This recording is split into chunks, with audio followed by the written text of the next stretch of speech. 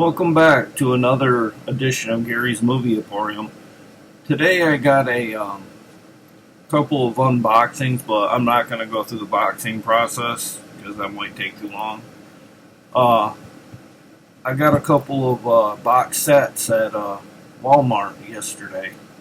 My wife called, she sent me some pictures, and I told her these two sets, one goes for almost $100 on eBay, and the other one goes for like 65. They're both nice looking sets, and they both come with 5 disc or five individual movies. And the first one I'm going to show is the Omen collection. That's a slick looking box set, if you ask me. I've seen this in Film Fan 108's out and abouts before.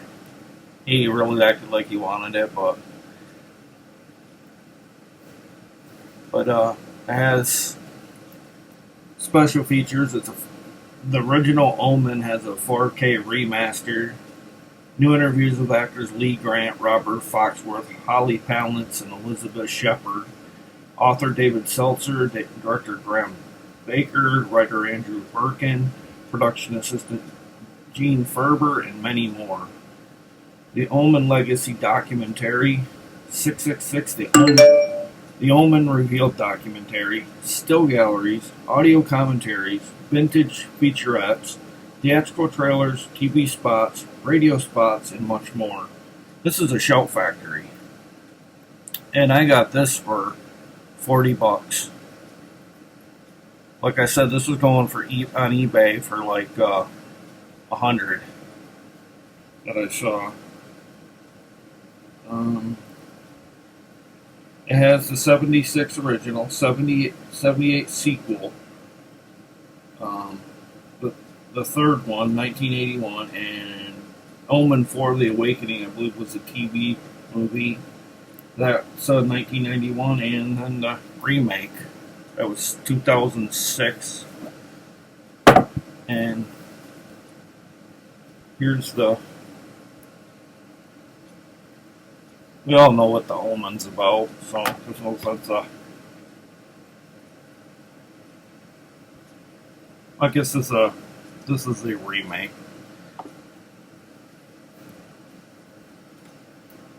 And then the original. It's a little confusing because it doesn't say like 2006 on it. I mean, I should know the cover, but should have been a little bit more distinguishable.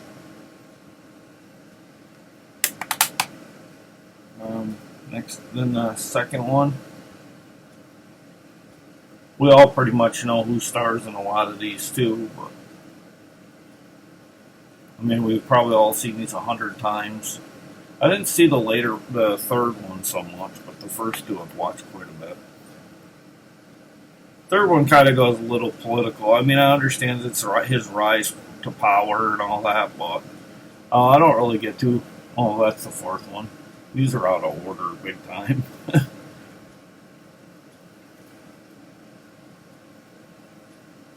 I think he played in that movie with Zelda Rubinstein. I think it's called English.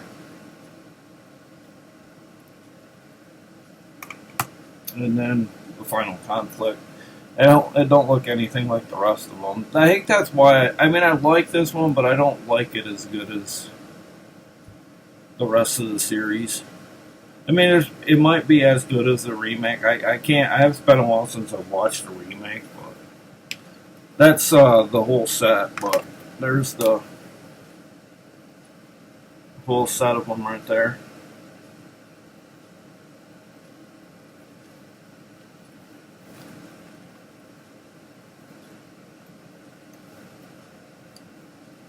A little hard to do this.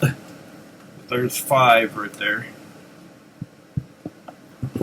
There's 2 or 3, it'd be a little easier to do it, but that's the back. And then there. I love the cover to this. Nice set. And then next up, this is a 5-set Blu-ray set as well. This is the Fly collection. Like I said, this was going for like $60, $65. And this contains The Fly, Return of the Fly, Curse of the Fly, and then the remake with Jeff Goldblum, The Fly, and then the sequel with Eric, what's his name? Kid who played in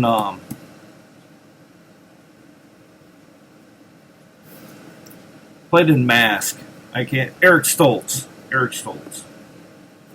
He plays in this, along with I can't remember her name, but she played Princess Vespa in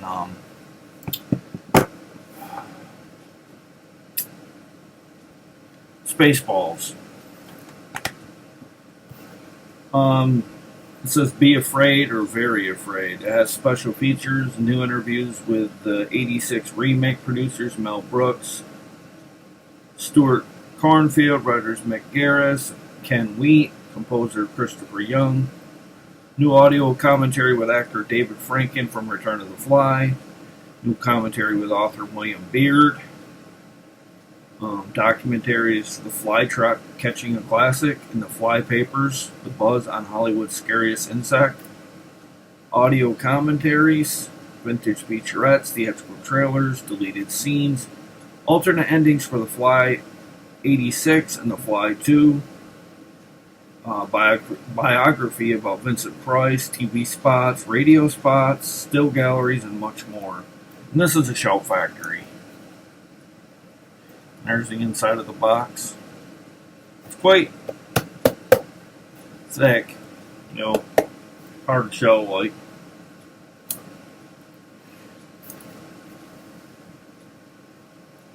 This says 5.1 surround. I'm sure Omen 2 also was. Yeah, that's 5.12 on Omen, so they did right by both these sets. But I'll show them. I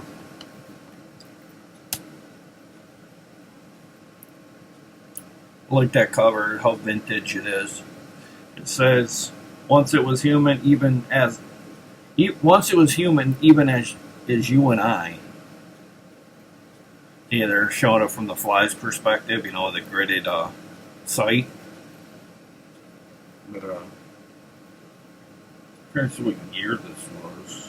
Oh, this was a 50. Original Fly was 1958, and then it was followed by its inevitable sequel, Return of the Fly. It says all new and more horrific than before. This is in CinemaScope. It says this is 1959. It's the following year. So back then they kind of did sequels like they did the Friday the 13th series. They turn out one almost every year. This is 80 minutes of running time. Next up, The Curse of the Fly. Piece by piece, atom by atom, humans invisibly teleported through time and space, re-entering Earth as human monsters from the fourth dimension. Kind of a plain cover when you compare it to the first two. This was a 65 film, so there's about 6 years between sequels.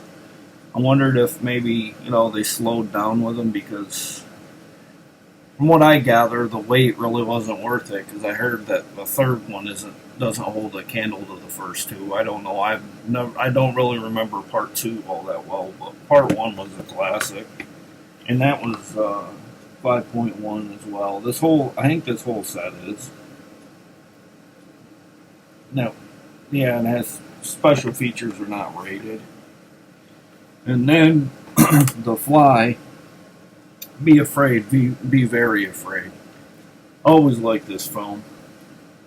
This is from '86, and its special features are not rated. This is a 1986. It has their clocks in at 95 minutes of running time.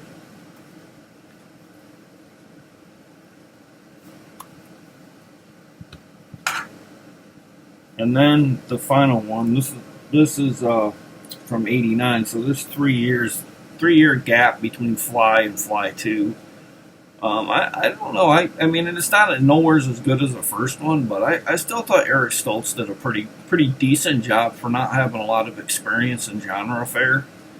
Uh, Daphne Zuniga is the girl that he liked in this. I couldn't think of it a little while ago. Sorry about that. Um, this was from '89 and it has 104 minutes, so it's longer than the original. It has a lot more flaws than the first one, but I still dug this one. I thought it had some pretty good gross out scenes in it. Um, this was hard with a dog when, I'm a big animal lover and I hate seeing animals die in movies because to me I rate it up there with kids dying in movies. It's just something I wouldn't touch on. I think there are different routes you can go in these movies. You don't need. I know you're going for the gross out moments and stuff, but oh, I just didn't think that I would have did that. But like I said, this movie does have its flaws, but but that's the collection I got at Walmart.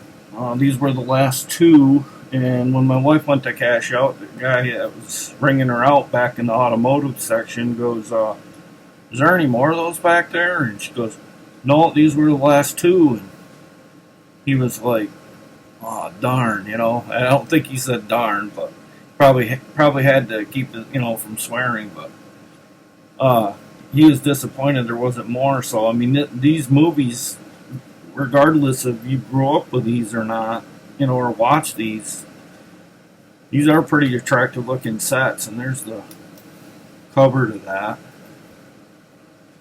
I love the spine to that though, with the fly right there.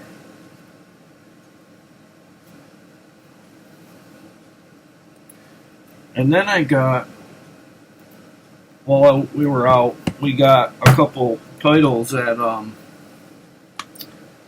Dollar Tree. They were basically BBC and Ocean, Ocean contented Blu-ray, but Planet Ocean, narrated by Josh Duhamel. This is a Universal. Well, at least it's not another BBC or whatever. It's from Universal. Let's see, hour and 33 minutes, and it's from 2012. I had to get it because it's a Blu-ray. And this, I wasn't sure if I ever got this. I always see it in everybody's videos, and I didn't notice until we got home. The back had a little bit of a indent right in them, that box right there. Like somebody had taken something and jabbed it. And I'm like, I just wish customers would be super careful when they're going through movies. I know you're in a hurry to look, but when you get to the point you start damaging movies to look for them, you probably shouldn't even go in that section to look because, if you're not going to buy, my feelings is, you shouldn't rifle through these.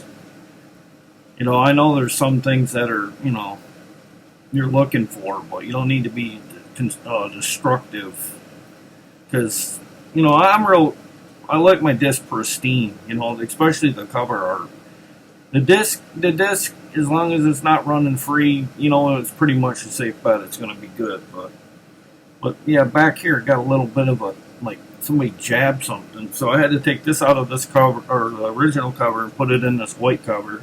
Actually, I think it looks better in this than the black. It's not one of them see-through ones. I had a white case with a burned-on-demand disc that somebody wanted in the family, and I had a copy, and I had printed a cover that looked really watercolored too much, so I took the cover out, threw it out, and threw this perfect shark from the BBC Earth in it. But I always wanted this one, and it's not very long. It's like 50 minutes, but Let's see, it's Region 1, of course, and it's from 2014. Perfect shark. I think it's about the great white, but based on the back of it. That's a great white there. Might be some about tiger sharks as well. I think that might be a tiger shark. There's a hammerhead shark there, but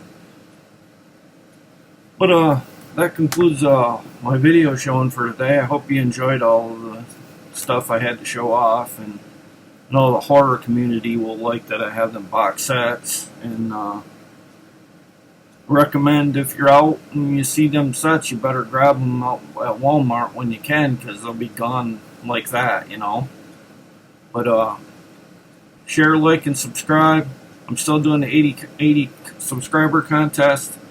See my other videos about the details. They're in on my my home site for all my video, for the home channel for all my videos. So if there's ever any questions, just click on my name and it should bring up my channel videos. Look for the one that says 80 subscribers, and you all stay safe. Have a good day. I'll see you again. Bye.